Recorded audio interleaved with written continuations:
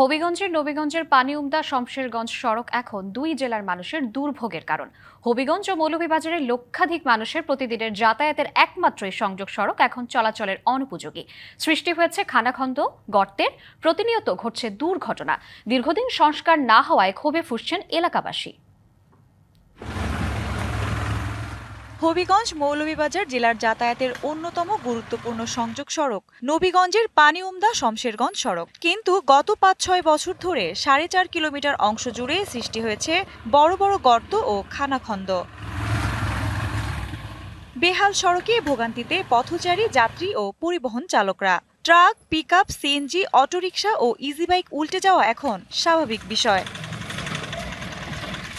সড়কটি সংস্কার না হওয়ায় ক্ষুব্ধ স্থানীয়রা। খুবই যন্ত্রণা এবং দুর্ভোগ পোহাতে হয় এবং আমাদের অবস্থাটা কি তাড়াতাড়ি উত্তরণের জন্য বর্তমান সরকারের কাছে আমাদের অনুরোধ, এই রাস্তাটা খুব দ্রুত সংস্কার করে দেওয়ার জন্য। জনগণের স্বার্থে যত দ্রুত সম্ভব হয় সংস্কার করে। হার্টের যত্নে বিশ্বসেরা ক্যানোলা তেল এখন বাংলাদেশে।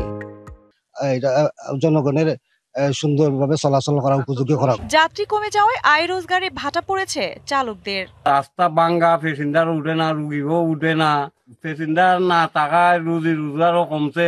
এখন আমরা পরিবারটা কেমনে চলতো?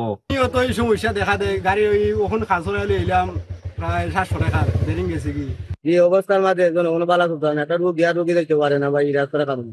ঢাকা থেকে কর্মকর্তাদের পরিদর্শন শেষে অনুমোদন দিলেই সড়ক সংস্কারের কাজ শুরু হবে বলছেন উপজেলা প্রকৌশলী। অলরেডি এটা আমাদের প্রায়োরিটি লিস্টে আমরা ঢাকায় প্রেরণ করেছি। সেক্ষেত্রে তারা ঢাকা থেকে টিম নবীগঞ্জে ভিজিট করবে।